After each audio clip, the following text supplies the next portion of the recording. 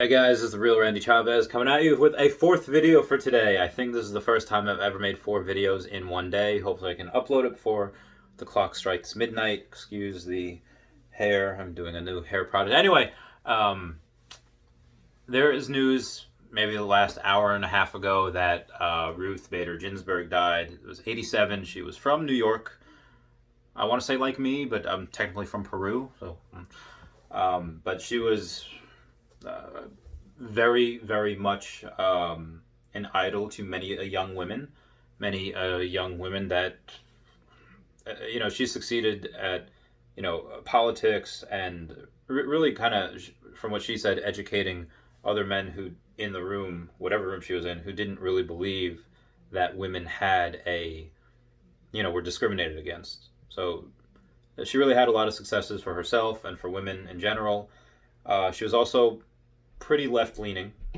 She was known as the liberal something. I forget what it was called. And now that she's passed on, there's a question of, okay, who's going to fill her seat? Trump has a third. This is going to be the third justice that. One was Kavanaugh. I forget the other one. But it's the third justice that he would be able to nominate. Again, if two choices that the Republicans have here. They have either, okay, they're going to try to push whoever it is in before the election, because right now the rules state that Republicans need, or the Senate needs 51 votes in order to be able to have, to pass a new justice.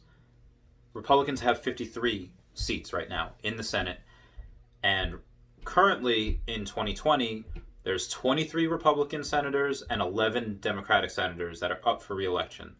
So I don't think the Republicans are going to wait until after the election and risk losing the majority in that. Where do I think it's going to be this election?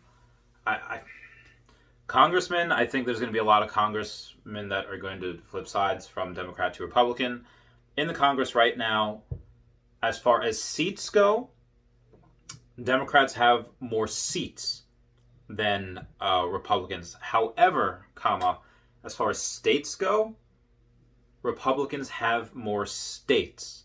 The way that works is there's so many congressmen and women in California, but that's just one state, where there's, let's say a small amount of congressmen in North Dakota and South Dakota, but that counts as two states, even though there's less than half of the amount of congressmen total in North and South Dakota. That is two states, whereas California is only one. Either way, what we're looking at here is the potential, I think, to again have majority Congress, Senate, and Republican household. That's just the way I think it's going to go. Not really saying which one I'd prefer or not. The downside, if Republicans do try to push this through, is that Donald Trump, for all the friends and allies he's made, every single person that he has endorsed for Congress has won their seat. Senate, he's made a couple of enemies in. There are more than a couple Republicans that do not like Donald Trump in the Senate. Now, that also means that does not mean that those people that do not like Donald Trump will vote against him. A lot of them are still loyal to the party and will vote on party lines. There's a couple of them.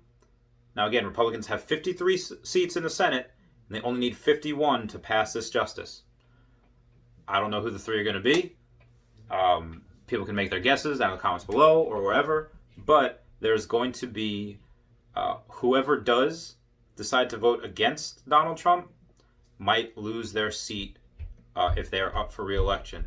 On the flip side, people who do vote in the Republican Senate for Donald Trump's nominee and side with Mitch McConnell might also risk losing their seat if they are up for re-election. So that is something that they have to take into consideration. Again, I don't think Mitch McConnell and the Republican Senate are going to risk losing their majority. They're not going to lose their majority, and then it goes to the Democrats. I think they're going to do it within the next couple of weeks, definitely before the election. Top picks, I think, are Ted Cruz and Mike Lee. Ted Cruz already said that he does not want to serve on the Senate, but I don't know how that's something very hard to refuse. Mike Lee might do it. Again, we don't know who Trump's going to pick.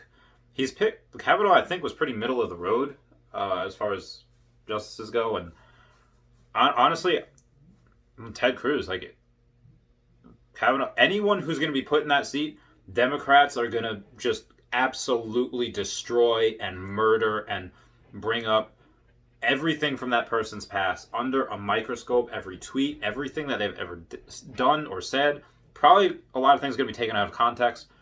In this entire shitstorm that's going to happen, maybe a couple things are brought to light about this nominee that maybe should be brought to light. There might be some things that are just completely made up that just have no basis in reality whatsoever, but Democrats media will spin that just to hurt that nominee. So I understand Ted Cruz when he says he doesn't want to be nominated, doesn't want to serve, because nobody's going to want to go through that. Anyway, that is it. That is just some news from Chavez for today. Anytime I think of something that I think you guys might be interested in, I'll do it. Unless y'all tell me to stop. I don't know. But I love you guys. This is just my opinions on things. It doesn't really affect my Pokemon or Tesla holdings or anything, but that's what it is. All right. I love you guys. I'll talk to you later. Bye.